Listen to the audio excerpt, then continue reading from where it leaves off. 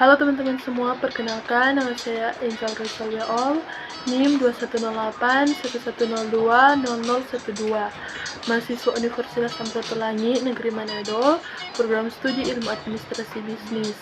Pada kesempatan kali ini, saya akan membawakan beberapa ringkasan materi tentang mata kuliah asas-asas manajemen. Baiklah, kita masuk dalam materi yang pertama, yaitu hakikat manajemen. Yang pertama, definisi manajemen dan manajer menurut Kamus Besar Bahasa Indonesia. Manajemen adalah orang yang mengatur pekerjaan atau kerjasama di antara berbagai kelompok atau sejumlah orang untuk mencapai sasaran. Dan juga adalah orang yang berwenang dan bertanggung jawab membuat rencana, mengatur dan memimpin, serta mengendalikan pelaksanaannya untuk mencapai sasaran tertentu. Manajer adalah orang yang mengatur suatu pekerjaan atau kerjasama di antara berbagai kelompok atau sejumlah orang untuk mencapai sasaran, dan orang yang berwenang dan bertanggung jawab untuk membuat rencana, mengatur dan memimpin dan mengendalikan pelaksanaannya untuk mencapai sasaran tertentu. Selanjutnya, fungsi manajemen. 1. Forecasting, 2. Planning, 3. Organizing, 4. Directing, 5. Leading, dan yang keenam, controlling. Selanjutnya, tingkat manajemen. Yang pertama, manajemen tingkat atas adalah yang dimaksud para pemimpin organisasi perusahaan seperti manajer-manajer dengan jabatan penting yang bertanggung jawab penuh dalam mengendalikan kegiatan di suatu perusahaan. Yang kedua, manajemen tingkat menengah adalah manajer yang satu tingkat di bawah manajer tingkat atas. Yang ketiga, manajer tingkat pertama. Selanjutnya, keterampilan manajemen. Yang pertama, konseptual. Yang kedua, berhubungan dengan orang lain. Yang ketiga, teknis atau keterampilan manajemen waktu dan membutuhkan keputusan. Kesimpulan dari materi ini adalah hakikat manajemen adalah proses pemberian bimbingan, pimpinan, pengaturan, pengendalian, dan pemberian fasilitas lainnya dalam upaya mencapai tujuan organisasi.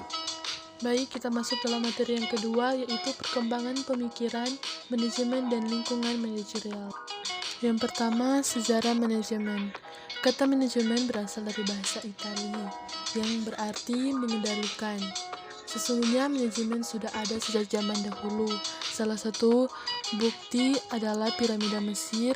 Adanya bangunan piramida di Mesir menunjukkan bahwa pada zaman dahulu telah ada serangkaian kegiatan yang diatur sedemikian rupa mengikuti tahapan tertentu yang telah disiapkan sehingga bangunan di tengah gunung pasir dapat menjadi decak kagum masyarakat di seluruh dunia dari dulu hingga kini. Selanjutnya, perkembangan pemikiran manajemen klasik. Yang pertama, aliran saintifik klasik. Aliran ini muncul akibat adanya kebutuhan untuk meningkatkan produktivitas dan efisiensi. Yang kedua, aliran administrasi klasik. Aliran ini berkonsentrasi pada organisasi secara keseluruhan. Yang ketiga, manajemen neoklasik. Yang keempat, teori neoklasik mendefinisikan organisasi sebagai sekelompok orang yang saling berhubungan untuk mencapai suatu tujuan bersama. Selanjutnya, perkembangan pemikiran manajemen modern. Ilmu manajemen mulai berkembang di awal teori klasik, kemudian disusul dengan teori non-klasik. Kelebihan, banyak variabel yang biasa diolah dengan teori ini seperti penganggaran modal, perencanaan produk, dan sebagainya. Kekurangan, konsep manajemen modern sulit dipahami karena diperhitungan yang sulit. Selanjutnya, lingkungan manajerial internal. Dalam organisasi dan dimensinya, langsung mempengaruhi kerja seorang manajer. Budaya organisasi dapat dikaji lewat 3 tingkatan, di mana makin ke bawah makin sulit diamati.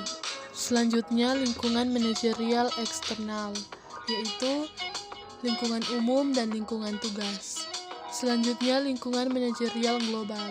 Lingkungan ini adalah faktor-faktor yang mempengaruhi kemampuan perusahaan untuk melakukan bisnis global, untuk menjual barang dan jasa guna mencapai tujuan perusahaan. Manajemen global adalah organisasi yang melaksanakan bisnis di lebih dari satu negara. Lingkungan manajerial kultural merupakan pengetahuan, keterampilan, dan sikap atau perilaku terkait dengan pengalaman berinteraksi dengan masyarakat majemuk. Kesimpulan dari materi ini adalah perkembangan teori dimulai dari teori manajemen klasik dengan pemikiran manajemen ilmiah dari Taylor dan Mayo. Lingkungan manajerial adalah lingkungan yang mampu mempengaruhi kinerja dalam organisasi. Baik, kita masuk dalam materi yang ketiga, yaitu pemecahan masalah dan pengambilan keputusan. Pengertian pemecahan masalah.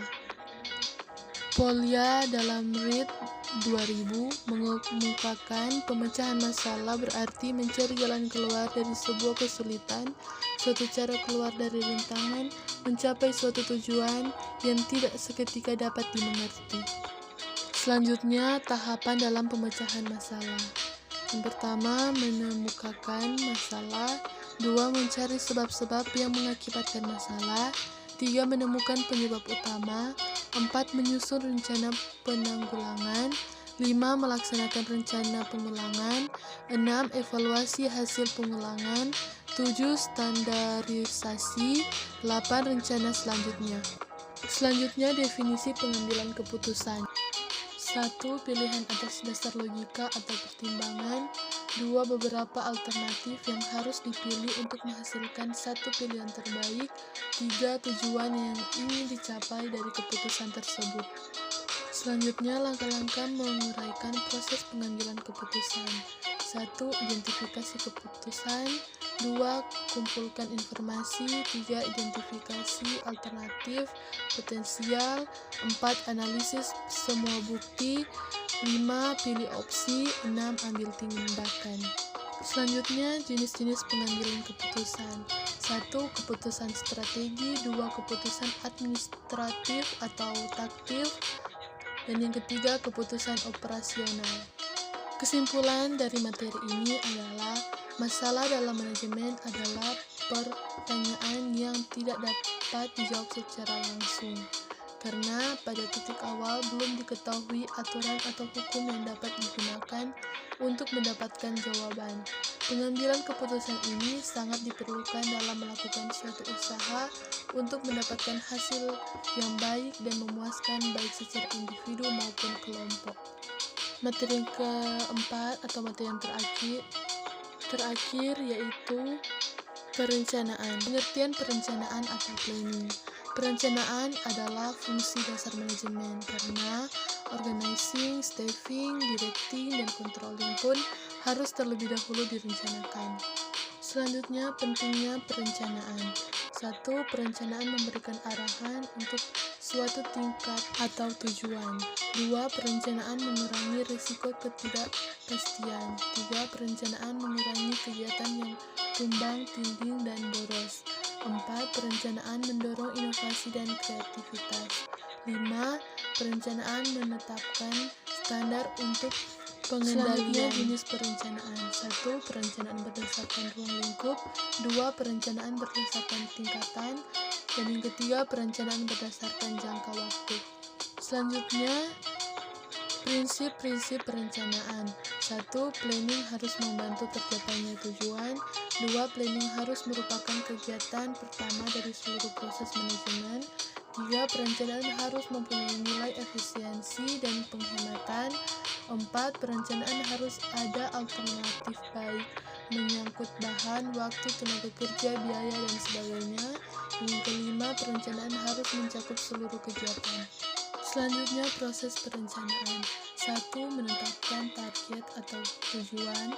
Perencanaan dimulai dengan keputusan-keputusan tentang keinginan atau kebutuhan organisasi atau kelompok kerja. 2. Merumuskan keadaan saat ini. Pemahaman akan posisi atau keadaan organisasi sekarang ini daripada tujuan yang hendak dicapai atau sumber daya yang tersedia. 3. Mengidentifikasi segala kemudahan dan hambatan, segala kekuatan dan kelemahan. Yang keempat, mengembangkan rencana atau serangkaian kegiatan untuk pencapaian tujuan. Selanjutnya, hambatan dalam penetapan perencanaan. 1. Tujuan yang tidak tepat. 2. Sistem penghargaan yang tidak tepat. 3. Lingkungan yang dinamis. 4. Keengganan untuk menetapkan tujuan. 5. Penolakan terhadap perubahan. Dan yang keenam, keterbatasan. Kesimpulan dari materi ini adalah perencanaan merupakan tahapan paling penting dari suatu fungsi manajemen, terutama dalam menghadapi lingkungan eksternal yang berubah dinamis. Dalam era globalisasi ini, perencanaan harus lebih mengandalkan prosedur yang rasional dan sistematis, bukan hanya dengan firasat atau dugaan. Baik, sekian dari presentasi saya pada saat ini. Diucapkan terima kasih.